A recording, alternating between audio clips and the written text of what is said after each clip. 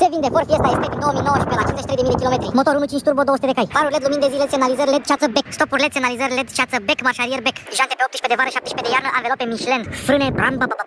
Aici e banii dumneavoastră. Eleron, difuzor, cheie tip supozitor. Două țevi care fac portbagaj 311 litri. Antenă de zi care a luat-o vântul. Oglinzi mici cu blind spot. Jbangen Olufsen. Scaunele din Alcantara și piele de la Recaro. Volan este, piele perforată cu sături teșit. Launch control, tati. Termopane. Bă, ești nebun? Doi la cap, doi la picioare, nu mai da bă că îl doare. Buci supraîncălzite, covric cald și termopan încălzit. Prize USB-uri, AC, brice și carice. Keyless entry.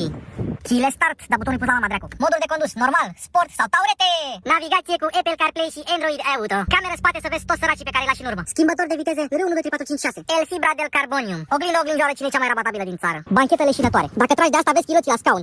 Suporturi de monede, dar tu umbli cu Revolutul. Chilot automat. Mod nevastă guralivă. 3 motive să ții cafea scumpă de la Starbucks. Cotieră sculătoare, dar nu foarte dornică. Preț și date de contact în descriere și dați un follow.